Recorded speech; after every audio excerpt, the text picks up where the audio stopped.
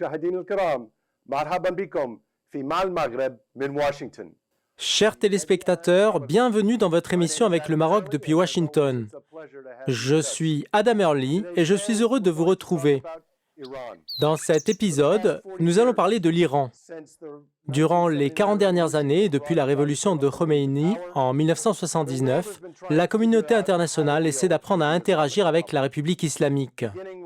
En commençant par l'opération de prise d'otages en 1979 et jusqu'aux dernières attaques contre les navires pétroliers et de marchandises observées récemment dans le Golfe, l'Iran a mené une politique d'agression et de terrorisme envers ses voisins.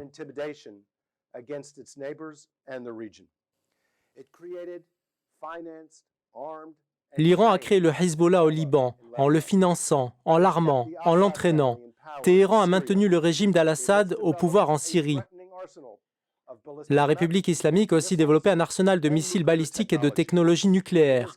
L'Iran a perpétré des attaques terroristes au Liban, en Israël, en Irak, en Argentine, en Arabie Saoudite et en Europe.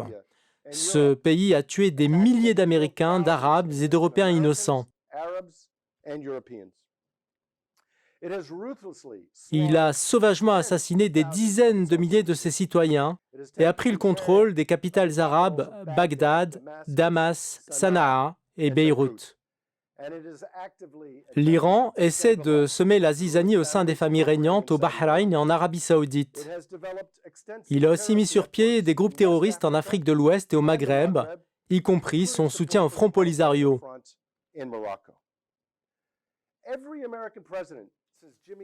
Depuis Jimmy Carter, tous les présidents américains ont fait face à la menace iranienne et ils ont tous échoué.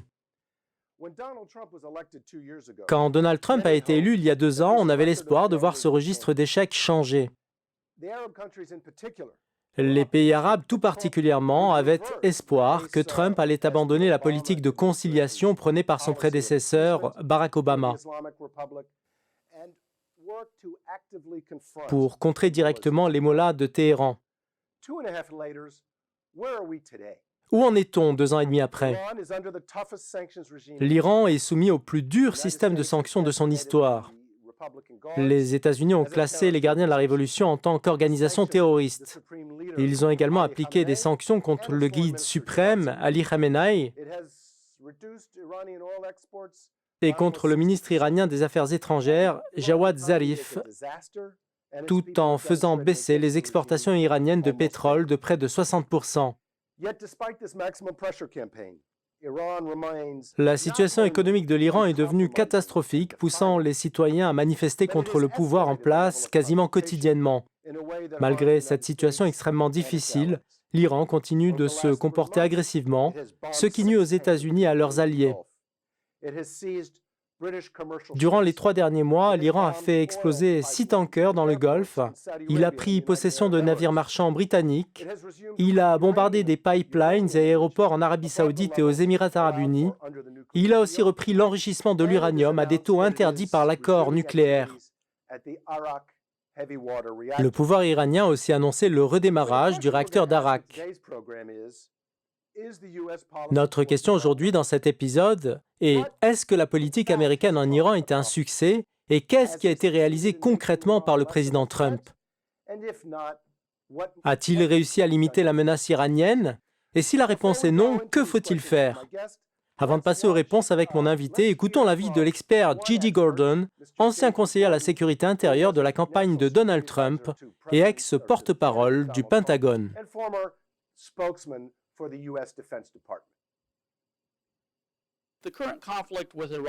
Le conflit actuel avec l'Iran ne se limite pas à une confrontation avec les États-Unis ou les pays européens. C'est un conflit ouvert opposant l'Iran au monde entier. L'Afrique du Nord est aussi impactée. On a vu comment les Britanniques ont arraisonné le tanker iranien Grace One sur les côtes du détroit de Gibraltar, en face du Maroc. Le détroit de Gibraltar est l'une des plus importantes routes maritimes. Si l'on s'empare du navire iranien là-bas, l'Iran peut attaquer n'importe quel pays de la région. Tout pays qui soutient les États-Unis pour empêcher Téhéran de détenir un armement nucléaire peut devenir la cible de l'agressivité iranienne. L'Iran a attaqué plusieurs positions dans les 4 coins du monde, et non pas seulement au Liban, en Syrie et en Irak à travers ses bras armés. Il continue par ailleurs à financer et entraîner les Houthis au Yémen pour attaquer l'Arabie saoudite. Téhéran a aussi envoyé des groupes pour attaquer l'Argentine, la Bulgarie, la Géorgie et l'Inde. C'est une question mondiale. Bien, c'était l'avis d'un observateur bien informé. Avec nous pour répondre aux questions posées auparavant, un expert en diplomatie, chercheur, analyste et fin connaisseur des affaires de la région. L'ambassadeur John Herbst a passé plus de 30 années dans les régions les plus mouvementées du monde. L'ambassadeur Herbst est aujourd'hui directeur du Centre Europe-Asie à l'Atlantic Council, l'un des centres américains de recherche les plus en vue.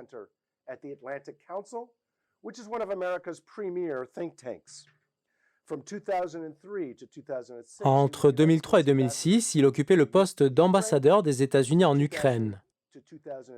Avant cela, entre 2000 et 2003, il était ambassadeur des États-Unis auprès de l'Ouzbékistan. Il a joué un rôle primordial dans le lancement de l'opération Liberté immuable en Afghanistan. L'ambassadeur Herbst a aussi été consul général à Jérusalem et directeur des affaires de l'Extrême-Orient au secrétariat d'État américain. Et pour finir, il a aussi travaillé dans les ambassades américaines de Tel Aviv, Moscou et en Arabie Saoudite. Je suis heureux de vous recevoir, monsieur l'ambassadeur, dans Avec le Maroc, depuis Washington. Alors la première question est relative aux sanctions américaines. D'un côté, nous savons qu'elles ont un impact sur l'économie iranienne, et d'un autre, elles ne semblent pas influer sur les agissements du régime iranien. Il y a certains observateurs, et j'en fais partie, qui soutiennent que les sanctions seules ne changeront pas la position iranienne. La force militaire et la diplomatie sont nécessaires également, et il semble que la politique américaine ne dispose pas de ces deux éléments. Je souhaite vous lire un passage de ce qu'a écrit notre ami commun Kenneth Pollack, qui était au bureau du conseiller à la sécurité intérieure avant d'intégrer l'Institut Enterprise. Il a écrit « La plupart des conseillers actuels et anciens du président Trump, y compris Pompeo, essaient de le pousser à exercer les pressions les plus extrêmes sur l'Iran, et non pas seulement les sanctions économiques, mais il a toujours refusé. »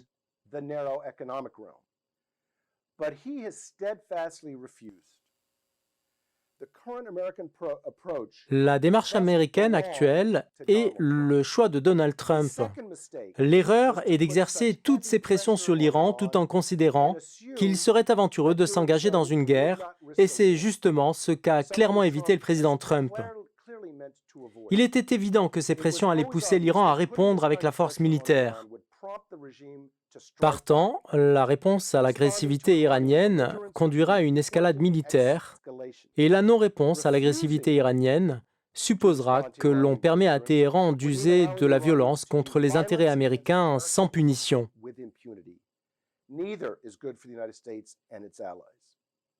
Question simple, est-ce que Donald Trump est conscient de ce qu'il fait? Kenneth est sans équivoque un grand expert dans les affaires de la région et ses analyses sont judicieuses sans conteste. Il n'y a aucun doute que Trump suit son intuition dans des directions opposées. D'une part, en tant que président et en tant que candidat, il affirme que l'accord nucléaire avec Téhéran ne sert pas les intérêts des États-Unis. Et de ce fait, il l'a quitté tout en disant qu'on peut parvenir à un accord meilleur en relevant le seuil de ce que doit payer l'Iran à cause de ses mauvais agissements.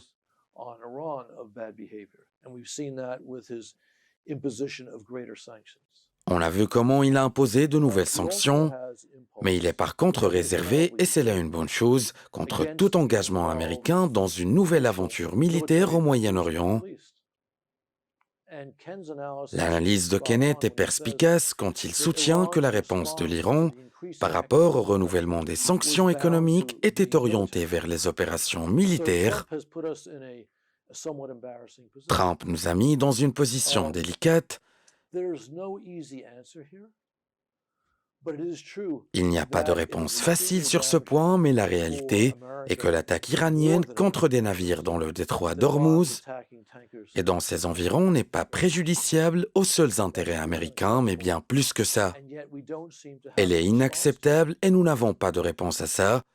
Pour que l'Iran cesse d'agir de la sorte, nous devons opérer un changement fondamental, soit par l'usage de la force et la démonstration de notre capacité à utiliser cette force, ou bien par l'application des sanctions économiques comme moyen de pression. L'objectif de la plupart des décideurs est de ne pas se mettre entre deux mauvais choix. Vous faites partie des décideurs et il est de votre devoir de toujours éviter les situations embarrassantes qui peuvent conduire à de mauvais choix.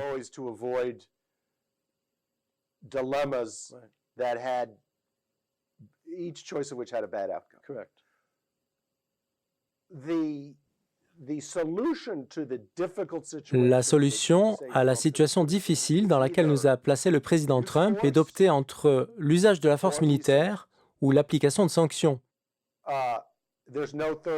Il n'y a pas d'autre choix.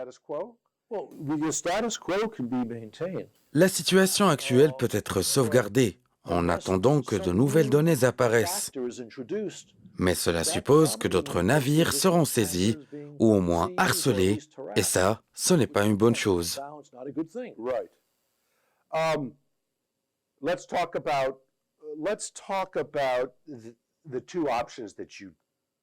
Revenons sur les deux choix que vous avez décrits, à savoir l'usage de la force militaire ou les sanctions.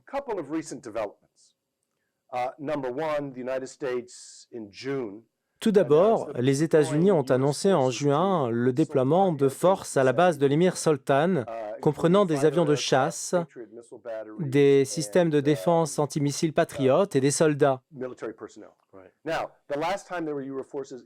Il n'y avait plus de forces américaines dans cette base depuis l'an 2000, c'est-à-dire avant les attaques du 11 septembre.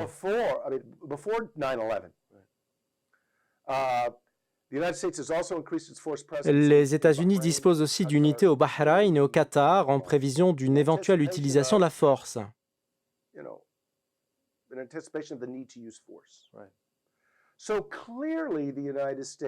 Il est clair que les États-Unis sont prêts d'un point de vue logistique pour lancer une opération militaire. Le président Trump pouvait opter pour ce choix au mois de juillet quand un drone américain a été abattu par l'Iran, mais il a évité cela.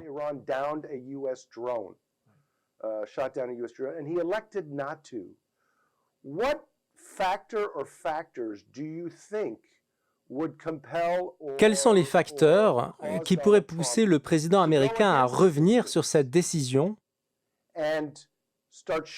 et commencer à ouvrir le feu au Moyen-Orient? On a vu le président agir, comme vous venez de le dire, en Syrie, quand le président al-Assad a commencé à utiliser des armes chimiques au printemps 2017.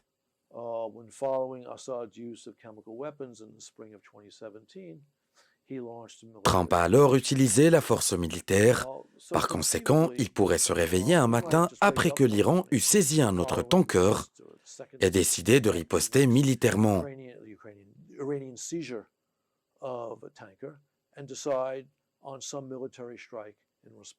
Ça démontrerait la détermination des États-Unis. Est-ce que ça intimidera pour autant l'Iran? Ceci est une autre question.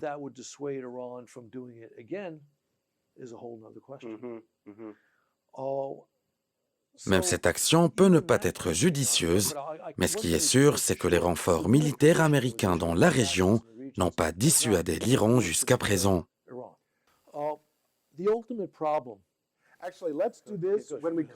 C'est vrai, et nous allons répondre à cette question après la pause avec notre invité, l'ambassadeur John Herbst, et nous parlerons de la manière dont les États-Unis pourraient pousser l'Iran à changer son comportement. À tout de suite.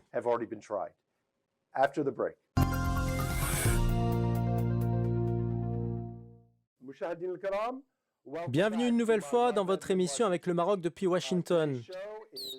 Dans cet épisode, nous parlons de l'Iran et des actions américaines pour que ce pays adopte une meilleure position.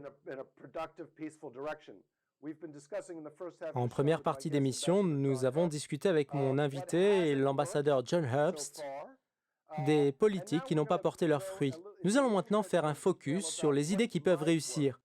Vous étiez en train d'élargir la discussion.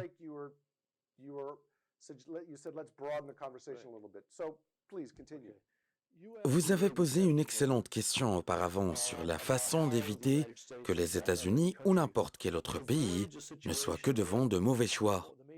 Bien entendu, il y a une réponse à cette question. Il faut se fixer des objectifs réalistes. C'est la chose qui a été ignorée par les États-Unis pour le Moyen-Orient ces 20 dernières années. Pour ce qui est de l'Iran, nous avons fixé des objectifs, à savoir qu'il ne dispose pas et qu'il ne développe pas d'armes nucléaires et qu'il arrête ses activités terroristes localement et mondialement.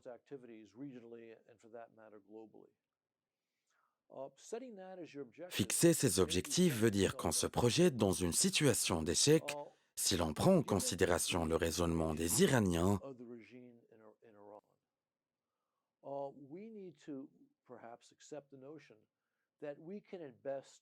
Tout ce qu'on espère, c'est retarder leur possession de l'arme nucléaire et leur soutien au terrorisme contre le fait de leur demander d'arrêter immédiatement, parce que la seule façon de les dissuader, c'est de mener des opérations militaires d'envergure, avec tout ce que ça implique comme risque, comme ça a été le cas en Irak et en Afghanistan.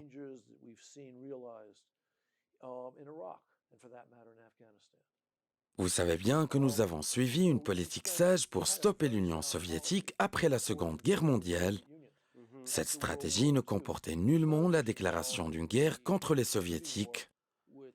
Mais nous avons mis en place des plans qui ne leur ont pas permis d'atteindre leur objectif. Une politique similaire vis-à-vis de l'Iran pourrait être couronnée de succès.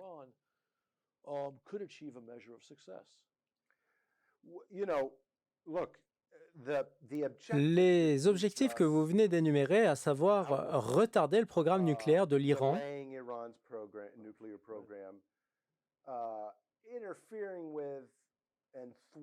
et la limitation de ses opérations terroristes plutôt que chercher à tout arrêter, ça ressemble à la politique du président Obama, n'est-ce pas?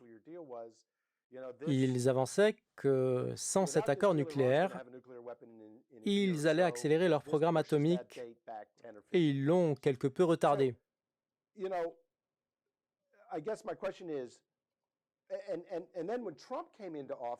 À son arrivée à la Maison-Blanche, Trump répétait que son objectif n'était pas de retarder le programme nucléaire, mais son annulation pure et simple, et ainsi que l'arrêt des interventions de Téhéran au Yémen et en Syrie.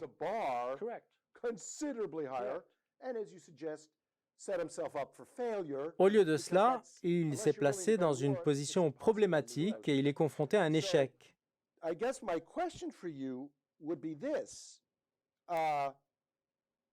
Realistically speaking, can Trump politically afford to back down? Si on part d'une certaine logique, est-ce que Trump peut politiquement changer de position, faire marche arrière et baisser le plafond des sanctions?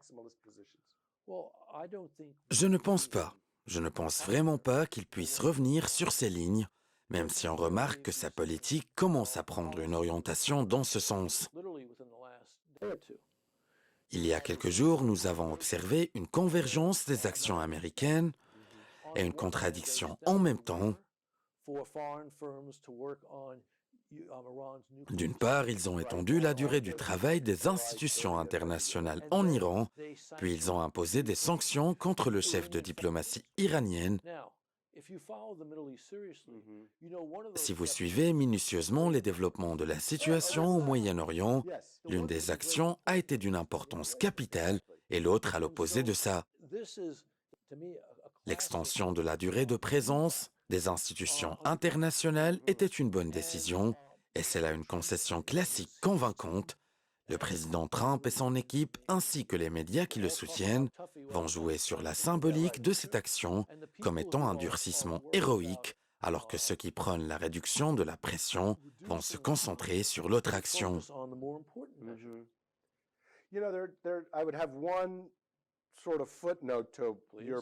Une remarque au passage sur ce qui était présenté comme des concessions accordées à l'Iran.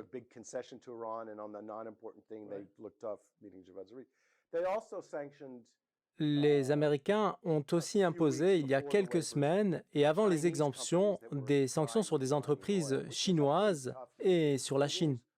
En effet, mais il faut remettre les choses dans leur contexte. Celui de la politique extérieure de Trump, qui considère la Chine comme étant le premier concurrent des États-Unis, même si les Russes disposent de davantage de bombes nucléaires que la Chine et que Poutine est bien plus aventurier. Mais malgré tout, la Chine demeure un grand concurrent et c'est là un élément qui rentre en jeu.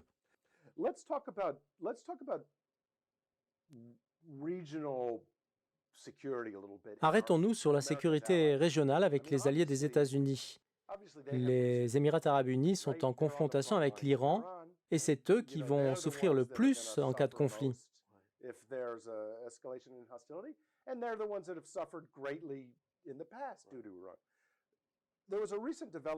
Il y a un fait étrange qui m'a personnellement surpris, c'est le déplacement effectué par un grand groupe de responsables émiratis pour discuter avec les Iraniens de la sécurité maritime.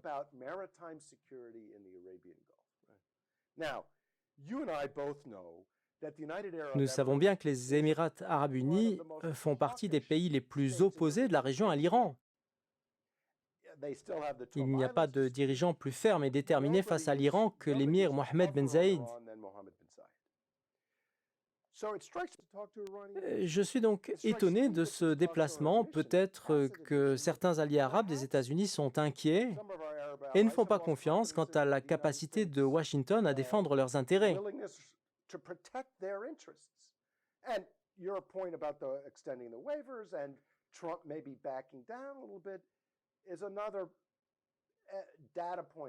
Il y a plusieurs informations dans cette analyse.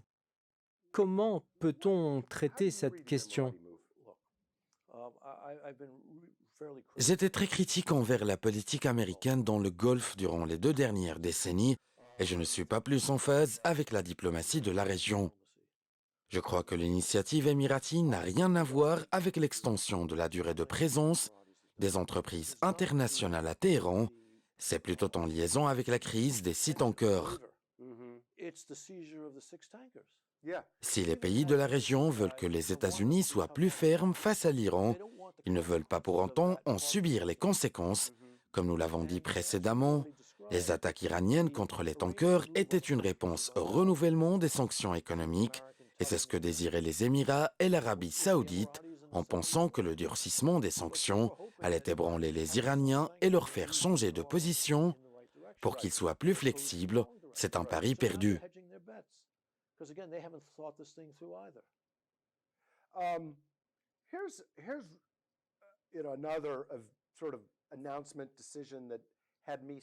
Voici quelques annonces et décisions qui m'ont étonné. Le Pentagone a annoncé au mois de juillet le lancement de l'opération Sentinelle. Cette opération était une tentative de constituer une alliance pour protéger le fret et le transport maritime dans le Golfe afin de faire face aux attaques contre les navires et le largage de mines marines. Durant les années 80, les États-Unis hissaient leur drapeau sur les navires koweïtiens pendant la guerre.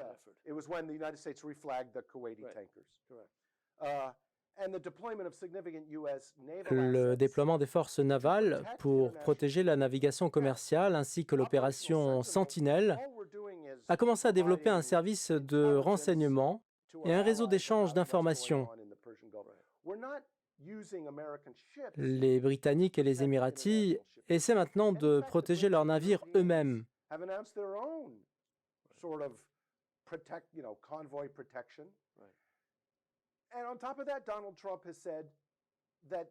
Par ailleurs, le président Trump a affirmé que les États-Unis allaient protéger les navires américains uniquement.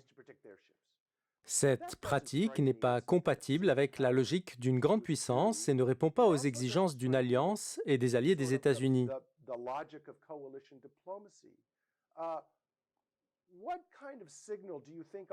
Qu'est-ce que ces positions vont changer dans la politique en général?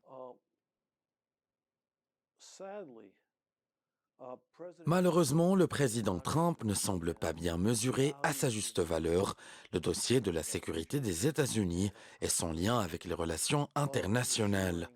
Dans ce cas précis, je parle de la liberté de navigation dans l'une des plus importantes régions du monde et l'une des plus mouvementées, à savoir le détroit d'Ormuz.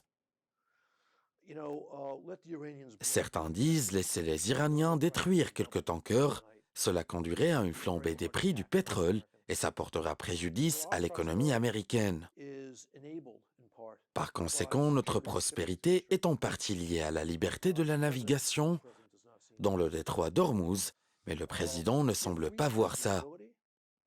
Si nous avions la force, et je pense que nous l'avons, et si nous avions la volonté, et c'est ce qui nous manque pour garantir une navigation sécurisée du Golfe, via le détroit jusqu'aux marchés mondiaux, nous aurions pu maintenir les sanctions élargies contre l'Iran sans qu'il n'y ait de pertes au niveau économique pour nous. C'était supposé être notre objectif. Cependant, la vision limitée du président nous a retardés et écartés du contexte de la compréhension de nos intérêts.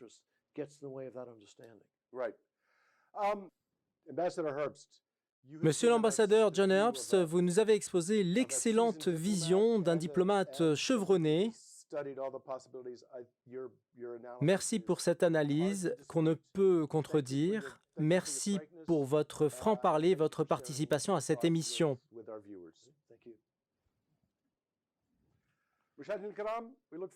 Chers téléspectateurs, j'espère vous retrouver très bientôt pour débattre des questions qui intéressent nos amis au Royaume du Maroc. À bientôt.